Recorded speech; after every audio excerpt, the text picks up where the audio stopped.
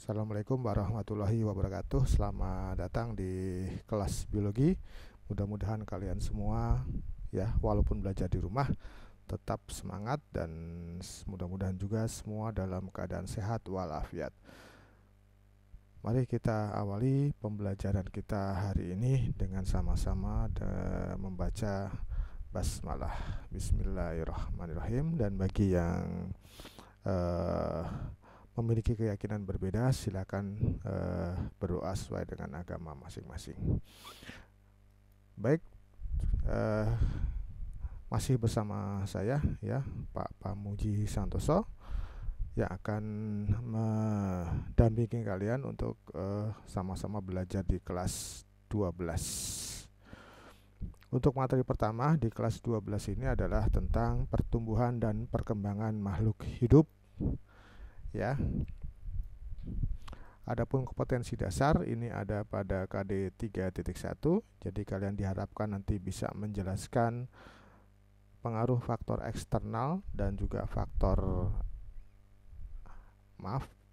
internal dan juga faktor eksternal yang mempengaruhi pertumbuhan dan perkembangan makhluk hidup. Kemudian 4.1 ya, KD 4.1 menyusun laporan hasil percobaan tentang pengaruh faktor eksternal terhadap proses pertumbuhan dan perkembangan tanaman. Cakupan materi kita pada KD ini itu ada dua. Pertama adalah pertumbuhan dan perkembangan pada tumbuhan, dan yang kedua adalah pertumbuhan dan perkembangan pada hewan. Ini dua cakupan materi yang harus kalian kuasai nantinya. Indikator ketercapaian kompetensi yang harus kamu kuasai itu adalah kalian diharapkan dapat membedakan karakteristik pertumbuhan dan perkembangan. Kemudian dapat membedakan pertumbuhan pada tumbuhan dan juga pertumbuhan pada hewan. Dapat mengidentifikasi jaringan tumbuhan yang mengalami pertumbuhan.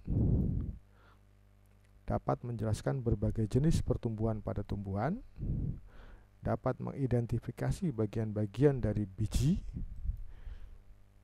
Dapat menjelaskan peristiwa perkecambahan sebagai awal dari proses pertumbuhan. Dapat menjelaskan berbagai faktor yang mempengaruhi pertumbuhan pada tumbuhan. Dapat menganalisis hubungan antara faktor eksternal dengan beberapa peristiwa pada pertumbuhan tumbuhan atau tanaman. Kemudian untuk pertumbuhan pada hewan, kalian nanti diharapkan dapat menjelaskan peristiwa pertumbuhan dan perkembangan baik fase embrionik maupun fase pasca embrionik. Baik, sebelum kita masuk materi, ya jangan lupa untuk subscribe channel saya, ya ada di YouTube. Baik, kita masuk ke materi, yaitu tentang pertumbuhan dan perkembangan. Pertumbuhan itu apa? Jadi istilah pertumbuhan dan perkembangan sering kita dengar. Ini dua istilah ini biasanya dirangkai ya, pertumbuhan dan perkembangan anak-anak ya, misalkan seperti itu. Padahal jika dikaji lebih dalam, ternyata pertumbuhan dan perkembangan ini ada perbedaan ya. Apa itu perbedaannya? Ya. Yang pertama adalah pertumbuhan itu adalah peristiwa pertambahan ukuran tubuh makhluk hidup. Ya. Merupakan hasil pertambahan jumlah dan ukuran sel. Jadi itu ya, pertumbuhan peristiwa pertambahan ukuran tubuh makhluk hidup. Ukuran itu bisa berat, bisa tinggi, bisa diameter, yaitu ukuran tubuh. Dan merupakan hasil pertambahan jumlah dan ukuran sel. Kenapa bisa bertambah besar? Kenapa bisa bertambah berat? Kenapa bisa bertambah tinggi? Itu karena jumlah selnya bertambah dan juga sel-selnya ukurannya makin besar, sehingga sebagai makhluk hidup itu dapat dikatakan tumbuh ya. Jadi pertumbuhan dan perkembangan itu adalah salah satu ciri dari makhluk hidup. Kemudian Hasil pertumbuhan ya, hasil pertumbuhan bersifat kuantitatif ya. Kuantitatif itu artinya dapat dinyatakan dengan ukuran tertentu, dapat dinyatakan dalam bentuk angka biasanya ya, dapat dinyatakan dalam satuan tertentu, misalkan meter, kilogram ya, ya seperti itu ya. Seperti kemudian satu lagi ciri dari pertumbuhan itu adalah irreversible. Irreversible artinya tidak dapat kembali ke bentuk dan ukuran semula.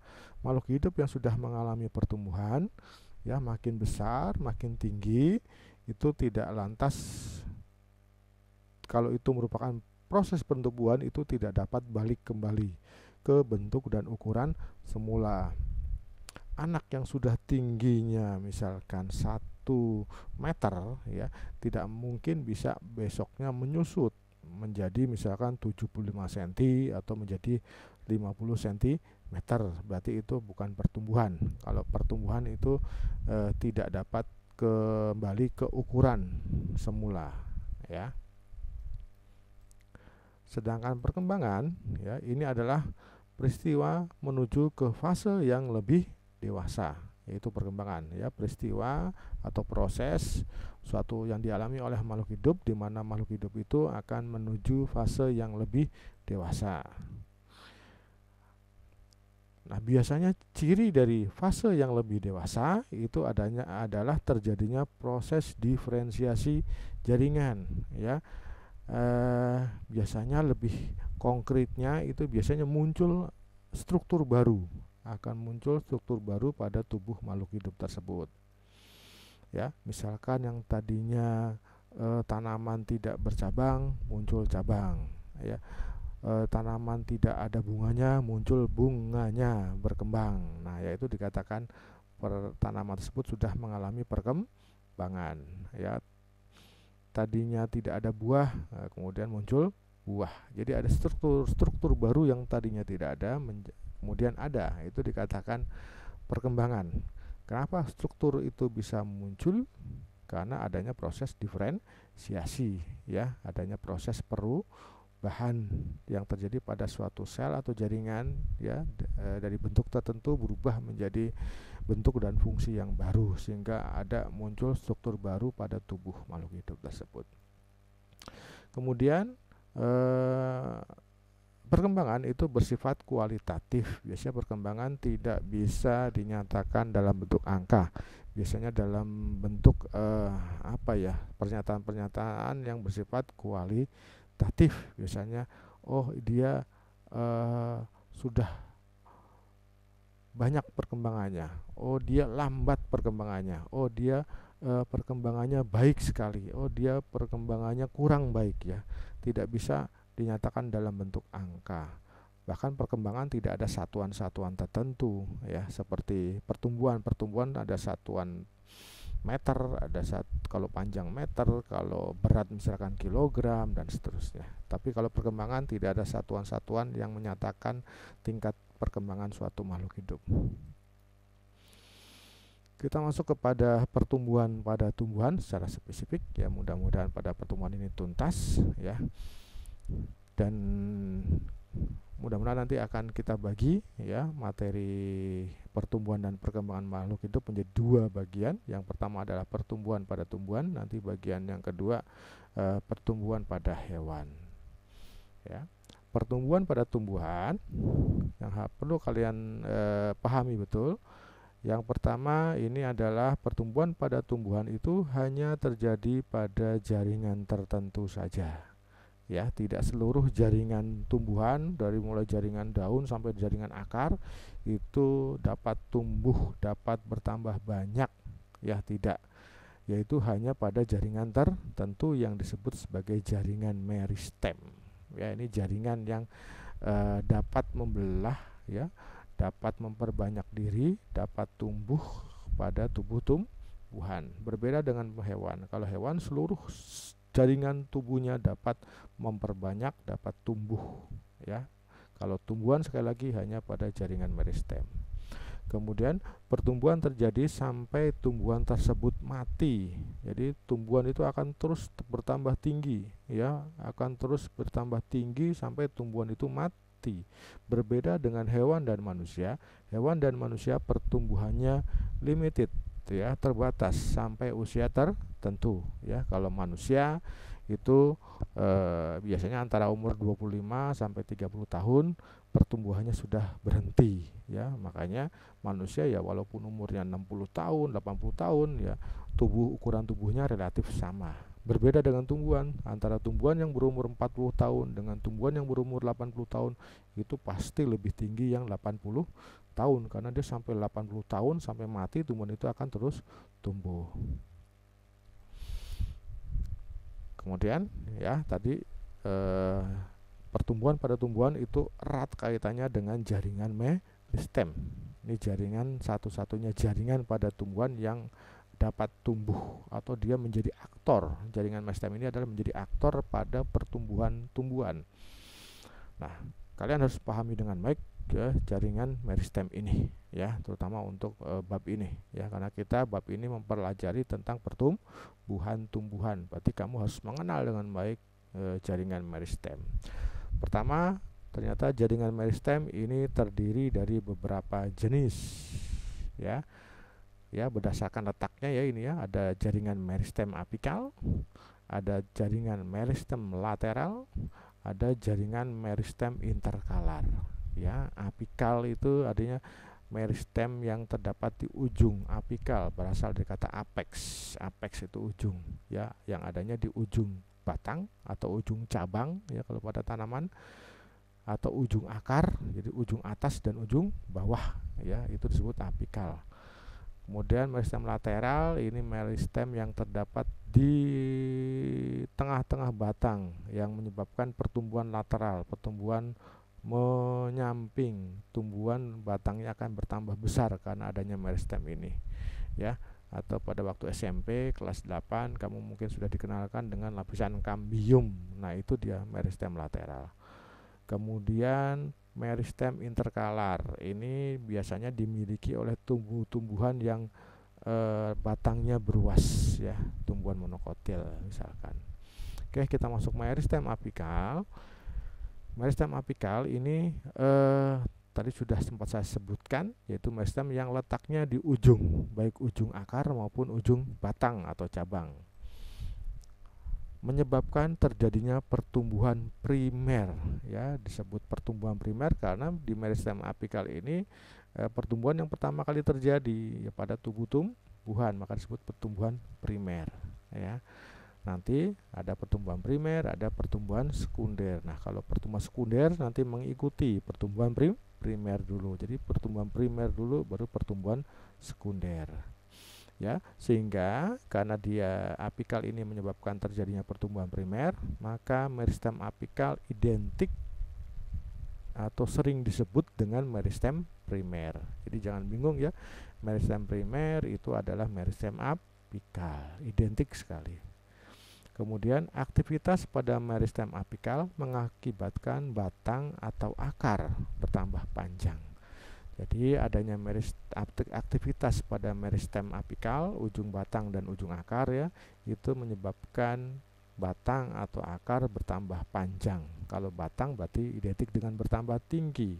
Kalau akar mungkin identik bertambah panjang menjalarnya. Dimiliki oleh semua jenis tumbuhan, ya, lumut, paku-pakuan sampai tumbuhan berbiji ini memiliki meristem apikal. Oke, ini gambarannya, misalkan ini akar, ya, ini akar dipotong, ini dipotong melintang, kemudian dipotong membujur sehingga kelihatan penampangnya seperti ini, ya. Nanti pada ujung akar itu biasanya dilindungi oleh jaringan parenkim, ya. Ini jaringan parenkim yang disebut nanti tudung akar atau root cap, ya, tudung akar. Ini tudung akar. Bisa terdiri atas sel-sel atau jaringan parenkim. Kemudian di belakang tudung akar atau kaliptra nanti, ya, tudung akar atau kaliptra itu ada, nah ini jaringan meristem apikal ini, ya, apical meristem region di sini, ya. Di sini sel-selnya aktif membelah, ya. Kemudian di belakang daerah ini ya, cell division di sini nih, ini cell division atau division itu pembelahan. Di sini sel-selnya aktif membelah. Di belakang jaringan meristem apikal ini, di sini terdapat yang disebut daerah pemanjangan. Sel-selnya bertambah panjang di sini. Ya, bentuknya masih sama, cuman bertambah panjang. Atau daerah elongasi, daerah pemanjangan. Kemudian di belakang daerah pemanjangan, atau kalau ini ujung akar, berarti di sebelah atas daerah pemanjangan nanti ada daerah diferensiasi. Nah, daerah diferensiasi itu ditandai dengan munculnya rambut-rambut akar di sini, ya, ada root hair, rambut-rambut akar, ya. Itu kemudian nanti di atas daerah diferensiasi sebetulnya di sini ada yang disebut daerah permanen atau daerah dewasa. Nah, di daerah dewasa inilah nanti terjadi pertumbuhan sekunder, ya. Jadi di sini terjadi pertumbuhan primer, nanti di daerah dewasa di sini terjadi pertumbuhan sekunder, ya. Paham ya? Jadi pertumbuhan primer dulu, baru nanti setelah terbentuk jaringan dewasa, baru di tumbuhan itu mengalami pertumbuhan sekunder. Nanti pertumbuhan sekunder itu aktornya adalah meristem lateral, yaitu kambium. Nah, ini keterangannya, ya. Daerah pada ujung akar ada daerah pembelahan, ini ya, daerah pembelahan atau daerah meristem apikal. Kemudian ada daerah pemanjangan ini atau daerah elongasi. Kemudian daerah diferensiasi, ya, daerah diferensiasi, ya. Kemudian daerah permanen, ya. Nanti di atas sini sebetulnya daerah permanen atau daerah dewasa, ya. Itu kemudian daerah diferensiasi, ya, itu selain ditandai dengan munculnya rambut-rambut akar, itu juga di sini ternyata sudah terbentuk 3 lapisan, ya. Di sini sudah terbentuk 3 lapisan, lapisan luar, lapisan tengah, dan lapisan dalam.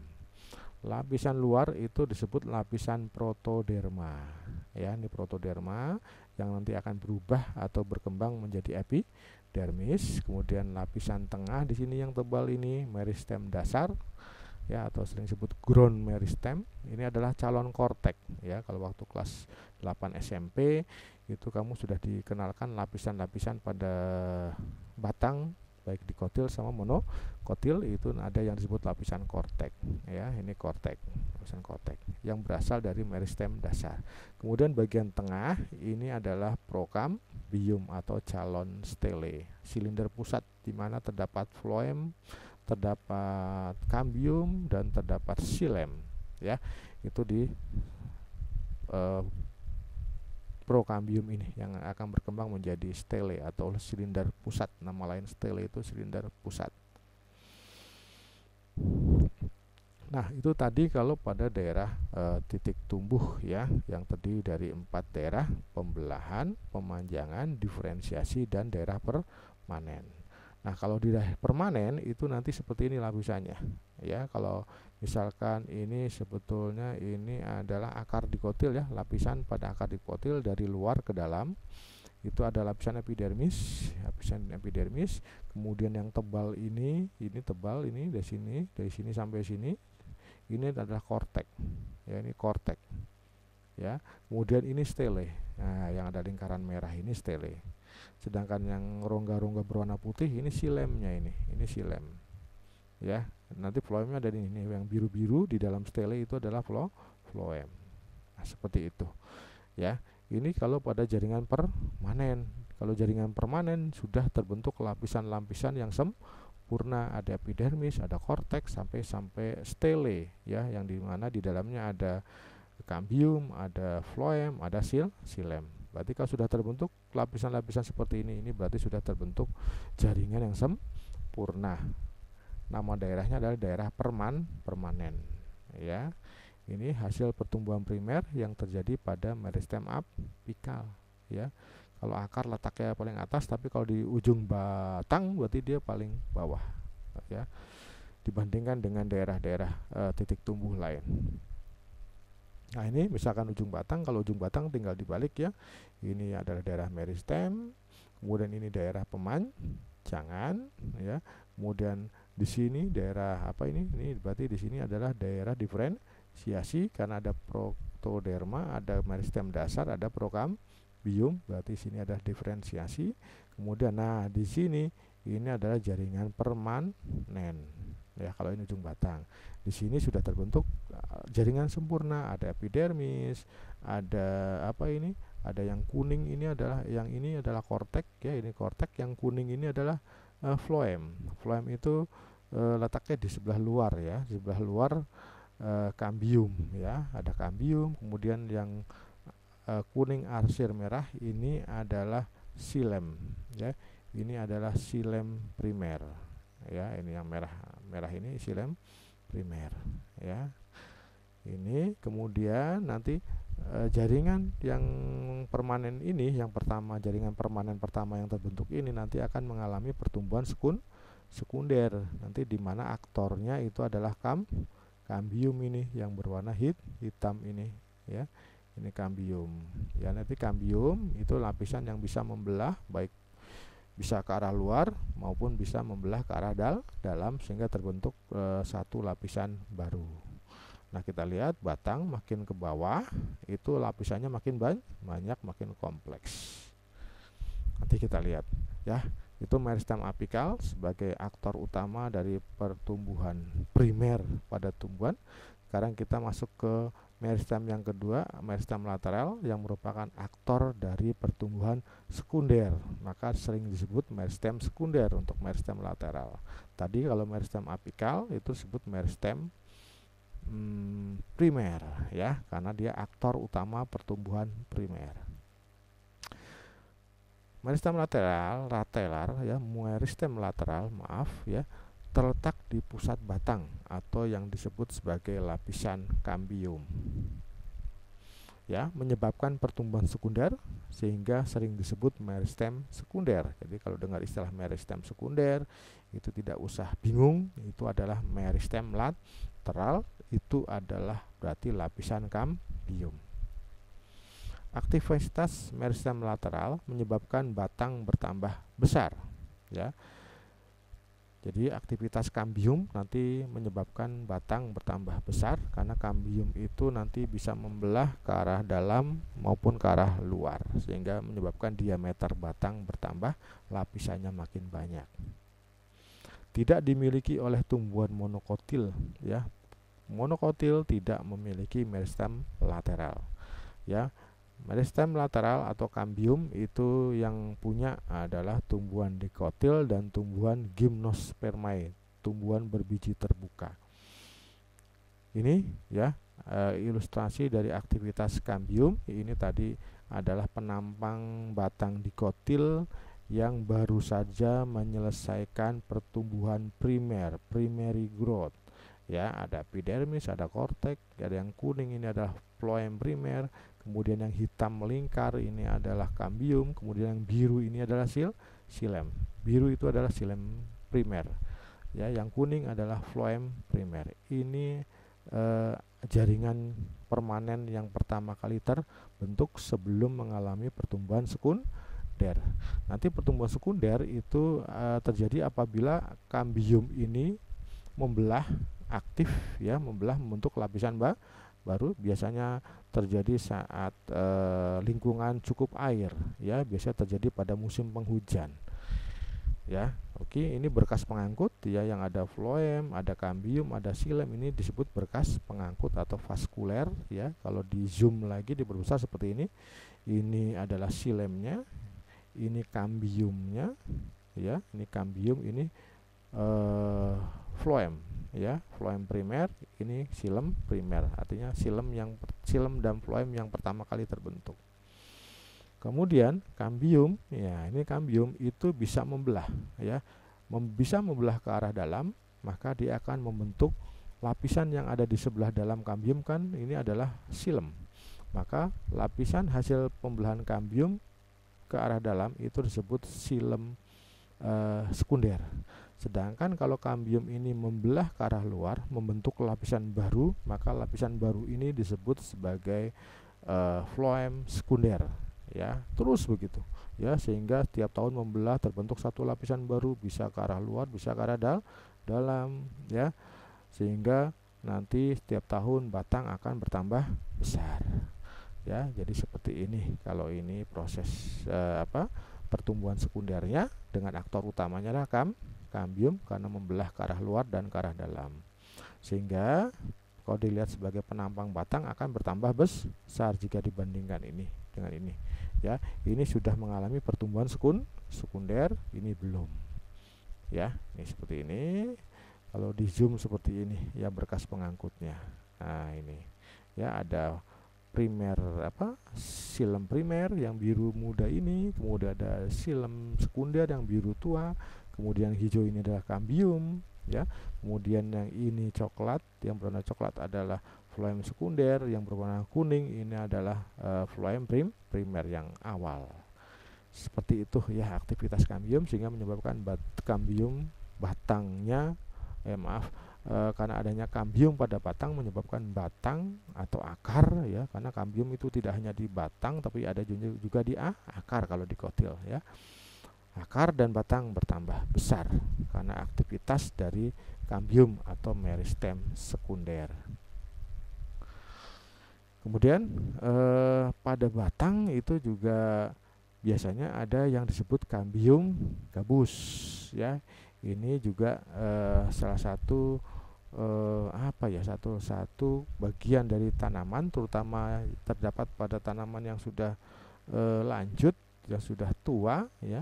Itu dapat dipastikan karena tadi dikatakan kambium, floem, silem itu kan adanya di bagian kayu. Kalau kamu nemu kayu, bagian yang kulit kamu kupas, ya, kemudian kamu akan ketemu bagian yang keras, kan, ya. Nah, bagian yang keras itu adalah stele, silinder pusat. Disitulah terjadi pertumbuhan sekunder, ya. Sedangkan pada bagian kulit yang kamu kupas itu tidak ada proses pertumbuhan. Akibatnya apa? Akibatnya, ya, karena bagian kayu bertambah besar tapi bagian kulitnya tidak, maka kulitnya akan pecah seperti ini, ya. Ini kenapa bisa pecah? Ini karena terdorong pertumbuhan yang ada pada, misalkan di sini ada stele, ya. Stele setiap tahun makin besar karena kambiumnya bertambah membentuk lapisan baru, maka bagian kulit akan pecah. Nah, tumbuhan punya mekanisme untuk pertahanan karena lapisan yang terbuka ini karena pecah itu tidak boleh dibiarkan terbuka. Karena dibiarkan terbuka, nanti di sini akan muncul tumbuh bakteri, muncul tumbuh jamur yang menyebabkan batang bisa busuk. Nah, tumbuhan punya mekanisme untuk mempertahankan supaya tidak ada jamur, tidak ada bakteri, yaitu dia ketika batang ini pecah, maka lapisan di bawah epidermis atau antara epidermis dengan kortek itu nanti di sini akan muncul kambium gabus, ya. Ini kambium gabus atau velogen. Nah, ya, situ ilustrasi ini, ya, pertumbuhan sekunder itu terjadi pada silinder pusat mengakibatkan kulit batang pecah. Pada bagian yang terbuka akan muncul velogen. Nah, pada bagian yang terbuka akan muncul velogen, ya. Velogen ini atau disebut kambium gabus, ya, bersifat meristem, ya. Ini jaringan yang khusus terdapat pada bagian yang pecah. Velogen ini akan muncul, ya. Ini bersifat meristem. Velogen ini bersifat meristem. Dia bisa membelah ke arah luar membentuk lapisan velum dan membelah ke arah dalam membentuk lapisan veloderm, ya. Kalau misalkan ini velogen, dia bisa membentuk ke arah luar dan bisa membentuk lapisan ke arah dalam. Ke arah luar namanya velum, ya. Ini biasanya sel-selnya mati kalau velum. Kemudian membelah ke arah dalam membentuk veloderm. Nah, veloderm ini akan terus membelah, ya, karena sel-selnya hidup, ya. Velum dan veloderm bersifat impermeable terhadap gas, ya. Oke, velum dan veloderm impermeable terhadap gas, artinya lapisan ini tidak tembus gas, ya, tidak bisa ditembus gas. Dan karena tidak ditembus gas, maka biasanya tanaman akan beradaptasi dengan membentuk lentisel, lubang pada batang, ya. Lubang pada batang itu muncul karena pada batangnya sudah muncul lapisan kambium gabus yang impermeable, yang tidak dapat ditembus gas, maka dia membentuk lubang yang disebut lenticel untuk pernapasannya. Kalau di daun ada stomata, ya, lubang pada daun namanya stomata. Kalau lubang pada batang namanya lenticel. Itu ya tentang velogen, ya. Kemudian ada beberapa teori tentang titik tumbuh, ya. Ada teori histogen dan teori tunica corpus. Histogen dikemukakan oleh Hanstein, tunica corpus dikemukakan oleh Smith. Ya. Oke, histogen itu mengatakan titik tumbuh terdiri dari 3 lapis, ya. Lapisan luar namanya dermatogen, lapisan tengah namanya periblem, lapisan ketiga atau paling dalam namanya plerom, ya. Seperti tadilah pada daerah diferensiasi, ya, itu kan ada 3 lapisan, ya. Ada protoderma, ada meristem dasar, ada prokambium, ya, pada jaringan daerah diferensiasi tadi. Nah, kalau menurut teori histogen, sejalan dengan itu mengatakan pada titik tumbuh itu ada 3 lapisan, dermatogen, periblem, dan plerom. Dermatogen nanti menjadi epidermis, periblem menjadi kortek, plerom menjadi silinder pusat atau stele. Kemudian teori tunica corpus itu mengatakan bahwa titik tumbuh ada 2 lapis, yaitu tunica yang sebelah luar yang sel-selnya membelah untuk memperluas bidang pembelahan, jadi membelah terus untuk memperluas bidang pembelahan, ya. Kemudian korpus, lapisan bagian yang sebelah dalam dari tunica yang sel-selnya membelah ke segala arah dan yang akan berdiferensiasi membentuk jaringan-jaringan tertentu, ya. Nah, kurang lebih seperti ini menurut Hanstein, ya. 3 lapisan, ya, dermatogen, periblem, dan plerom. Nah, ini tunica corpus, ya, ada lapisan luar pada titik tumbuh, lalu ada lapisan dalam korpus. Kurang lebih seperti ini ilustrasinya. Oke, kita masuk ke subtopik berikutnya, yaitu tentang perkecambahan.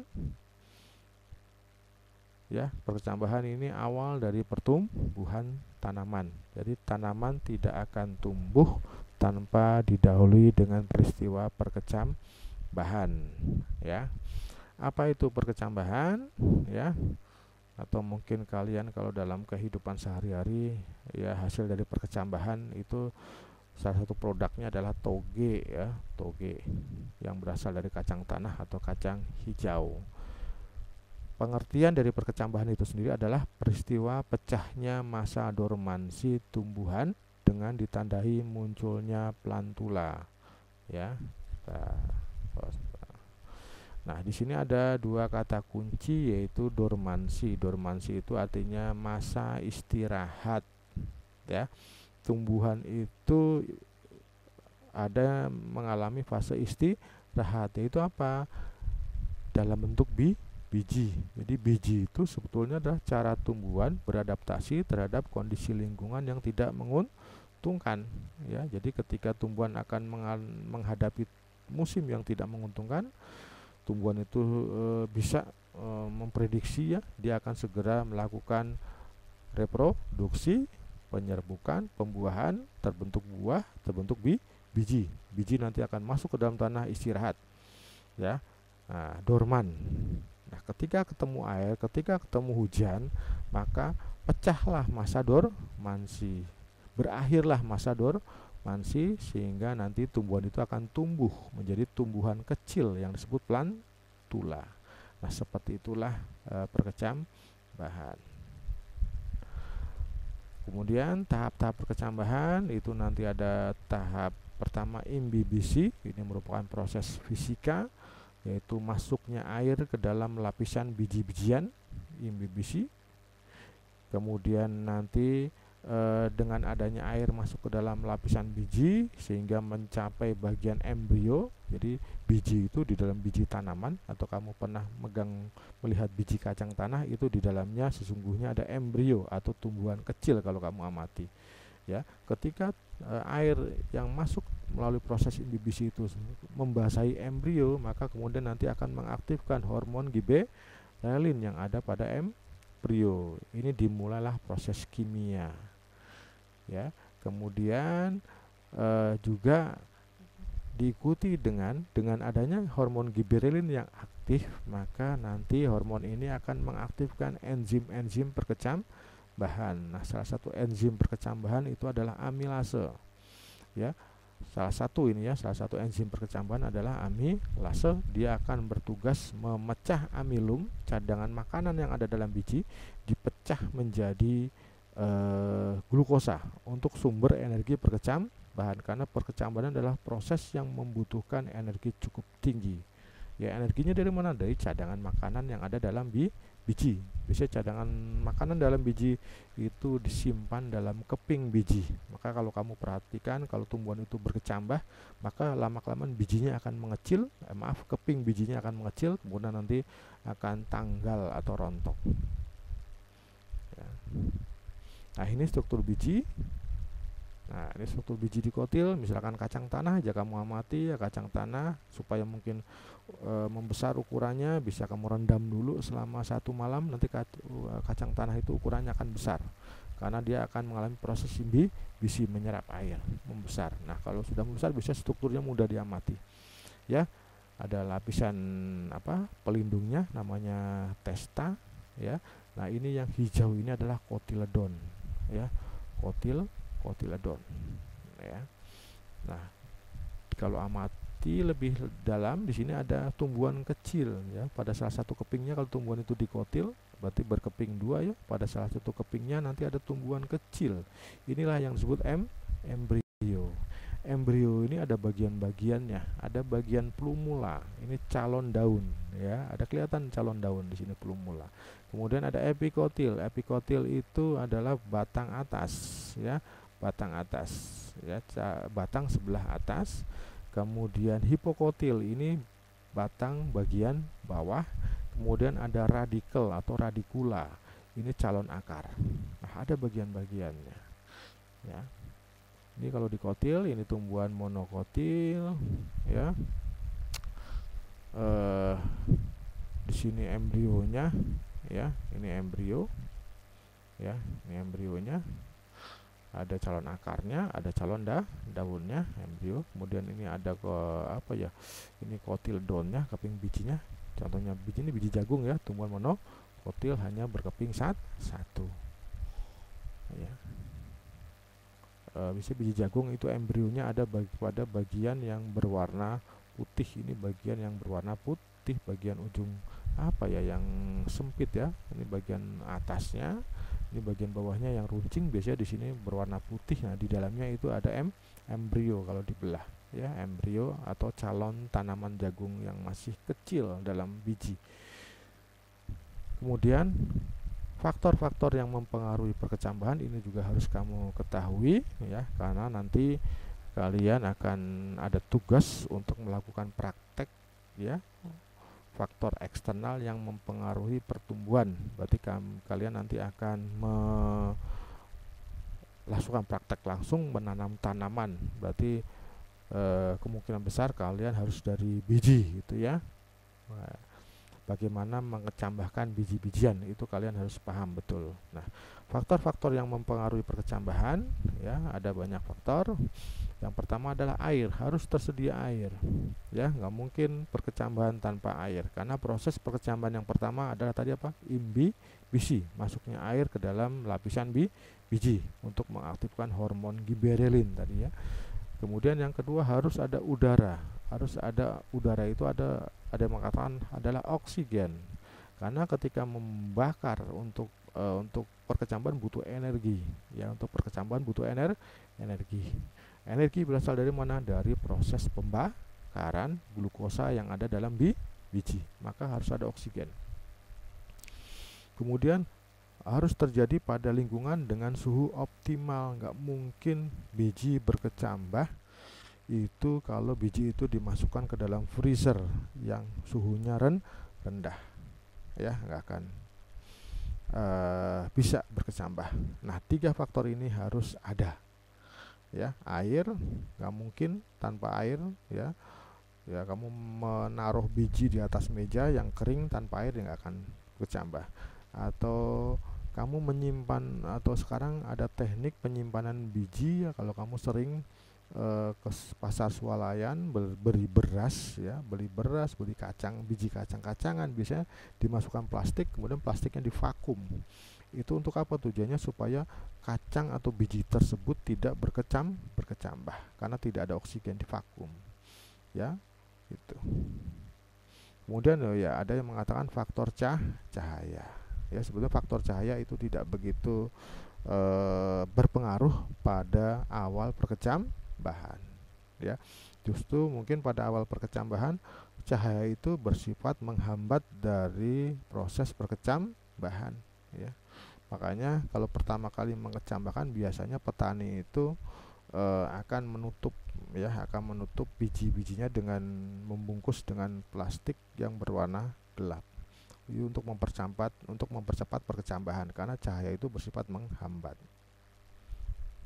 Kemudian juga media tumbuh, ya, media tumbuh harus ada kapas, tanah, pasir, nanti bisa kalian bandingkan mana yang paling bagus dan lain-lain, ya. Tapi yang paling utama, nah yang saya beri tanda kurung ini adalah ini faktor utama, ya, faktor yang harus ada ketiganya. Salah satu absen maka tidak akan berkecambah bijinya. Oke, kemudian tipe perkecambahan, ya, tipe perkecambahan itu ada dua nanti, ya, ada tipe epigeal dan hipogeal. Epigeal ini adalah perkecambahan di atas tanah. Kenapa di atas tanah? Kenapa disebut di atas tanah? Epi itu artinya permukaan, ya, atau di atas, ya. Kenapa disebut di atas tanah perkecambahannya? Karena keping bijinya, ini keping bijinya, ya. Ini keping bijinya arahnya ke sana, ini arah prosesnya ke arah sana. Keping bijinya terangkat ke atas, coba lihat, ya. Ke atas, ya, atau secara animasi seperti ini gambarnya, ya. Tadinya bijinya di bawah, kemudian mulai terjadi pertumbuhan, kotiledon keping bijinya ke angkat, ya. Kenapa bisa ke atas? Keping bijinya terangkat ke atas tanah karena bagian hipokotil atau calon batang bawah tumbuh memanjang. Jadi pada pertumbuhan epigeal itu yang memanjang adalah bagian calon batang bawah. Ya, kalau calon batang bawah hipokotil memanjang, maka dia akan mengangkat kotiledon. Nih, ya, memanjangnya hipokotil akan menyebabkan terangkatnya kotiledon ke atas permukaan tanah. Terjadi pada perkecambahan sebagian besar tumbuhan dikotil, ya. Tumbuhan dikotil perkecambahannya adalah epigeal, ya. Kalau hipogeal perkecambahan tipe yang kedua hipogeal, hipo itu artinya di bawah tanah, geal itu tanah, ya. Berarti ini di bawah tanah. Kenapa di bawah tanah? Karena kotiledonnya tetap ada di dalam tanah, tidak akan terangkat keping bijinya. Ya, kenapa bisa seperti itu? Karena bagian yang tumbuh memanjang adalah bagian epikotil, calon batang atas. Coba tadi dilihat catatannya, ya. Epikotil itu adalah calon batang atas pada embrio itu memanjang. Kalau epikotil yang memanjang, maka kotiledon tidak terangkat. Nah, seperti ini. Ini bijinya. Ya, biji pertama-tama muncul radikel akan berkembang menjadi akar, ya. Kemudian epikotil numbuh. Nah, kalau epikotil yang memanjang, maka dia tidak mengangkat kotiledon tetap, ya. Epikotil memanjang, maka kotiledon tidak terangkat, maka perkecambahannya tipe hipogeal. Nah, seperti ini, ya. Memanjangnya epikotil tidak menyebabkan terangkatnya kotiledon atau keping biji tetap ada dalam tanah, terjadi pada pertumbuhan monokotil. Jadi monokotil itu adalah sebagian besar monokotil itu adalah hipogeal, sebagian besar tumbuhan dikotil adalah epigeal perkecambahannya. Nah, kita masuk ke bagian akhir dari materi kita, yaitu faktor-faktor yang mempengaruhi pertumbuhan dan perkembangan. Faktor-faktor yang mempengaruhi pertumbuhan dan perkembangan pada tumbuhan ya. Pertama, ada dibagi menjadi dua faktor sebenarnya. Ada faktor eksternal, faktor luar tubuh tumbuhan, dan faktor dalam, faktor internal. Ya, faktor luar ini ada nutrisi atau zat hara ya. Biasanya zat hara atau nutrisi tumbuhan itu berarti bisa terdapat dalam air yang digunakan untuk menyiram, bisa terdapat pada media tumbuhnya, pakai tanah, pakai kompos, pakai pasir kah ya, itu tentu nutrisinya berbeda-beda. Kemudian persediaan air ya. Kemudian persediaan air ini menyangkut dengan volume, bisa juga menyangkut kualitas airnya. Kemudian juga suhu atau temperatur, kemudian kelembaban, cahaya, dan keasaman, derajat keasaman atau pH. Sementara faktor internal dua saja ya, faktor gen atau hereditas dan hormon ya. Hormon ini dua faktor internal. Selain ini berarti itu adalah faktor eksternal. Oke, kita bahas nutrisi atau zat hara pada tumbuh-tumbuhan itu dikenal, atau zat hara pada tumbuhan dibagi menjadi tiga ya, ada makronutrien ya, atau nutrien atau unsur yang dibutuhkan dalam jumlah cukup besar, biasanya dibutuhkan kurang lebih ya 1 gram per kilogram berat tubuh, yaitu kalau dibutuhkan di atas itu disebut dia adalah unsur makro ya. Tapi kalau dibutuhkan wajib ada, tapi di bawah 1 gram per kilogram berat tubuhnya berarti dia ada unsur mikro. Jadi makro dan mikro itu harus ada, cuman yang membedakan adalah satu dalam jumlah besar, satu dalam jumlah kecil. Ini contoh-contohnya ya. Kemudian ada unsur tambahan. Unsur tambahan ini adalah unsur yang tidak harus ada pada semua jenis tanaman. Kalau makro dan mikronutrien ini bisa dikatakan hampir ada pada setiap tumbuhan. Ya, ini. Kemudian cahaya, ya, cahaya sangat dibutuhkan tanaman. Ya, cahaya itu sangat dibutuhkan tanaman karena sebagai sumber energi untuk fotosintesis. Kita tahu tumbuhan itu tanaman yang bisa membuat makanan sendiri. Dia makanannya ya dengan membuat makanan karbohidrat sendiri dengan cara apa? Fotosintesis ya, dengan cara fotosintesis. Kalau tidak ada cahaya berarti dia tidak bisa makan dan tumbuhan itu akan mati ya. Nah, besar kecilnya pengaruh cahaya terhadap pertumbuhan tanaman dapat disebabkan dua aspek atau dua hal ini ya. Jadi komponen bagaimana cahaya itu berpengaruh itu karena ada dua hal, yaitu pertama adalah intensitasnya. Apa intensitasnya ya? Panas terik tidaknya cahaya matahari ya, itu. Yang kedua adalah lama penyinaran atau fotoperiodisme, lama atau panjang penyinaran ya. Ada yang disinari 2 jam, ada disinari 4 jam, ada disinari 8 jam. Tentu nanti pertumbuhannya akan berbeda-beda walaupun mungkin dengan intensitas yang sama ya. Pengelompokan tumbuhan berdasarkan lama penyinaran ya atau fotoperiodisme, ternyata ada beberapa tumbuhan yang berbeda-beda berdasarkan lama penyinaran. Nanti ada tumbuhan yang disebut tumbuhan hari pendek ya. Contohnya stroberi, bunga aster, bunga krisan. Ini disebut tumbuhan hari pendek. Kenapa disebut tumbuhan hari pendek? Nah, ini karena tumbuhan-tumbuhan ini hidup dengan baik di daerah yang periode penyinarannya lebih pendek daripada periode malam ya, atau siangnya lebih pendek daripada malam ya.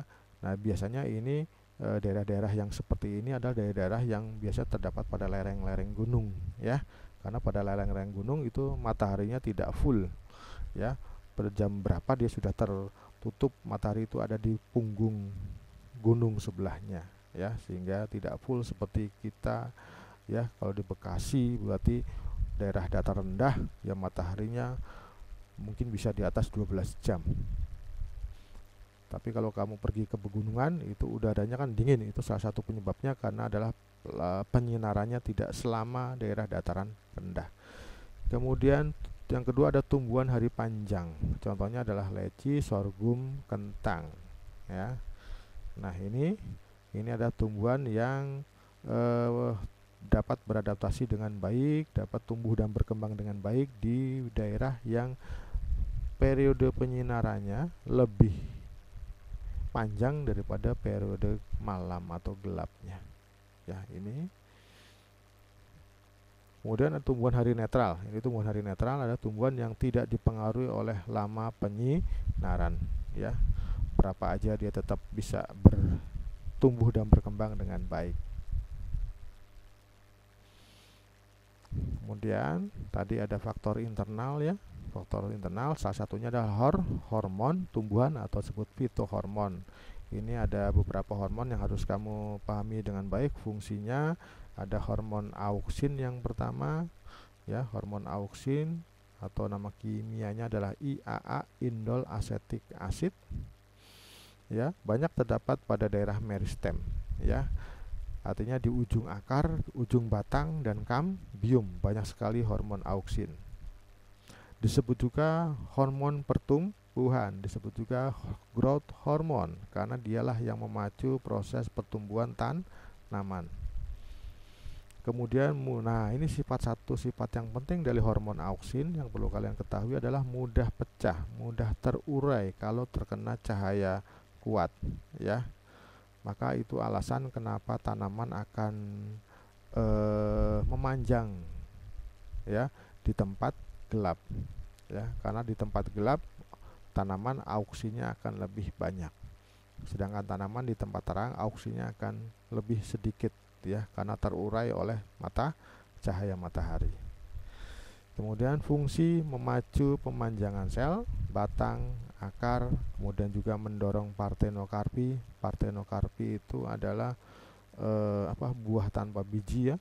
Kemudian memacu pembelahan sel dan lain-lain. Banyak fungsi hormon auksin. Dan hormon auksin nanti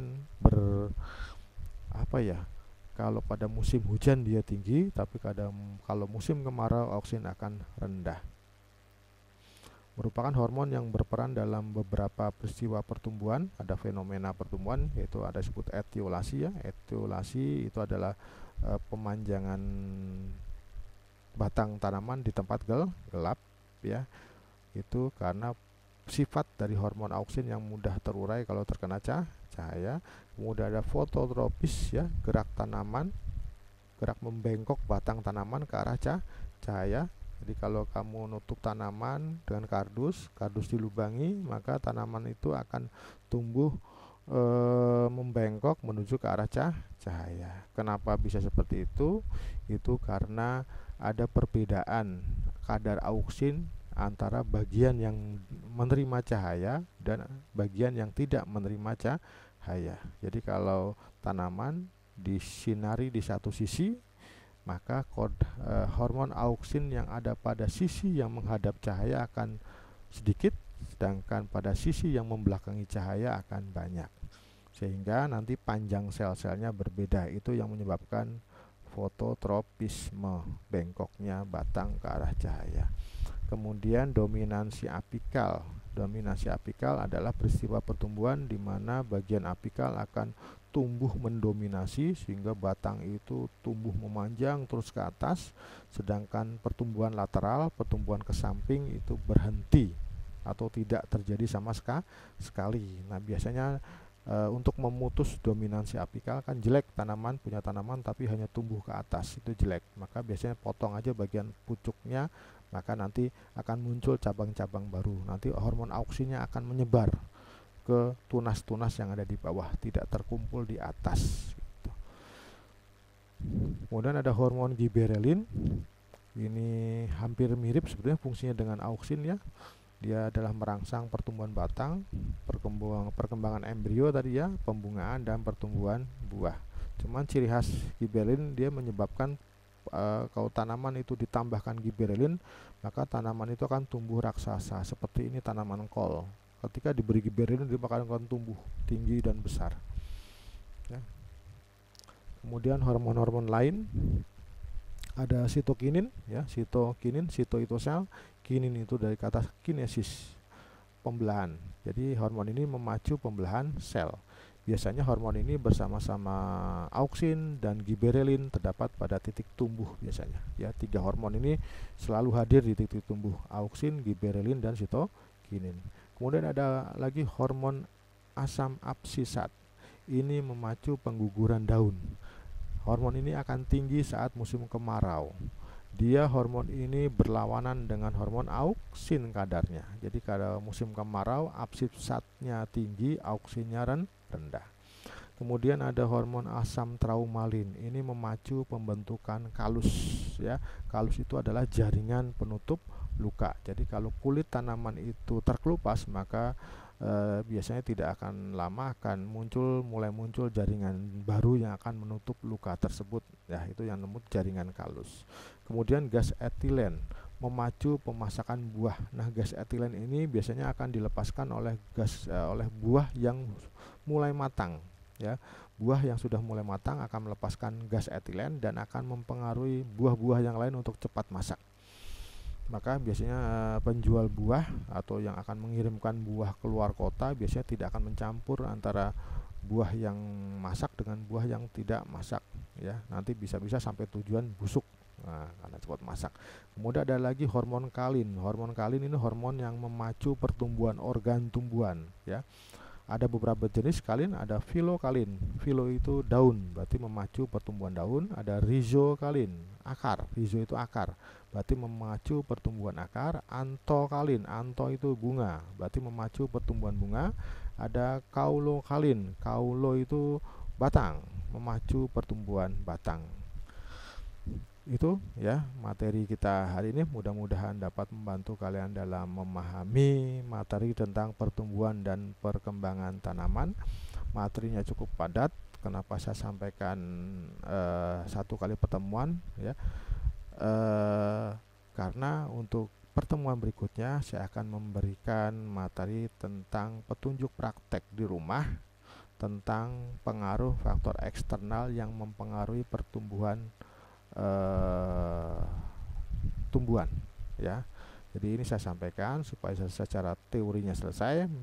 Kemudian pertemuan berikutnya next kita akan membahas langkah-langkah praktek di rumah. Kamu harus melakukan praktek ini ya, praktek di rumah sampai dengan menyusun laporan. Saya kira demikian ya. Kurang lebihnya saya mohon maaf ya. Sekali lagi jaga kesehatan, disiplin prokes ya, karena kita tidak tahu virus itu ada di mana ya, bisa menempel pada tubuh teman kamu ya, atau tubuh kamu sendiri ada virus. Jangan sampai virus itu terbawa ke rumah ya. Prokes 5M tolong dijaga betul ya. Jangan terpengaruh oleh berbagai macam hoax ya. Sekali lagi terima kasih.